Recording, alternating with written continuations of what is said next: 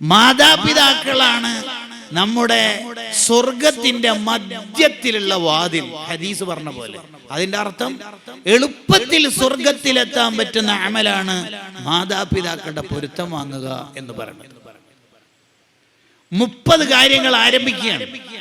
പ്രധാനമായിട്ടും നമ്മൾ ഇതിനെ പഠിക്കുന്ന സമയത്ത് നമ്മൾ ശ്രദ്ധിക്കേണ്ടത് ഈ 30 കാര്യങ്ങളും നോട്ട് ചെയ്തിട്ട് എൻ്റെ ജീവിതത്തിൽ ഇത് കൊണ്ടുവരാനുള്ള ശ്രമം അത് വളരെ പ്രധാനമാണ്. അള്ളാഹു നമുക്ക് തൗഫീഖ് നൽകുമാറാവട്ടെ. ജീവിച്ചിരിപ്പുള്ള മാതാപിതാക്കൾക്ക് അള്ളാഹു ദീർഘായുസ് ആഫിയത്ത് നൽകുമാറാവട്ടെ. മരണപ്പെട്ടവരുടെ ഖബർ അള്ളാഹു സ്വർഗ്ഗാക്കട്ടെ. 1 ഇത്വാഅത്തുൽ ഉമ്മി വൽ അബി ഫീ കുല്ലി മാ യഅ്മുറാനി ബിഹിൽ വലദ് ഇല്ലൽ മഅസിയ.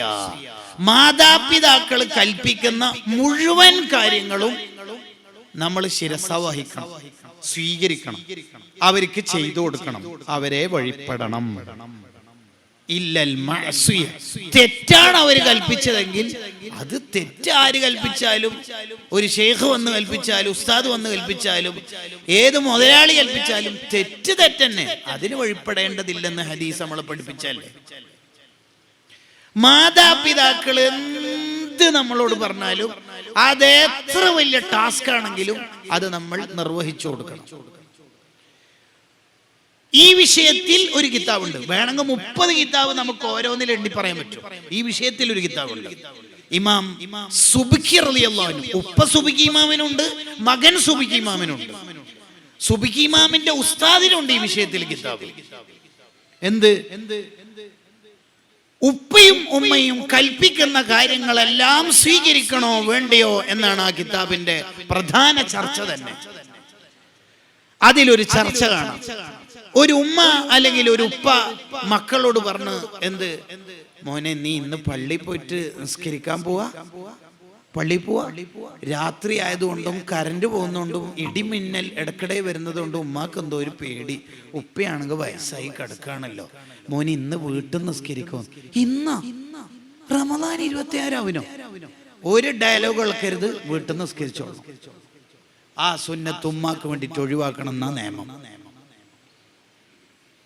താജുദ്ദീൻ സുബ്കി റളിയല്ലാഹു അൻഹു അത് വിശദീകരിക്കുന്നു. കണ്ടോ, സുന്നത്ത് നിസ്കാരത്തിൽ ഉമ്മ വിളിച്ചാൽ ഉമ്മക്ക് പ്രയാസാവുന്ന കണ്ടാൽ കൈ ഇളക്കിയിട്ട് പോണെന്നല്ലേ.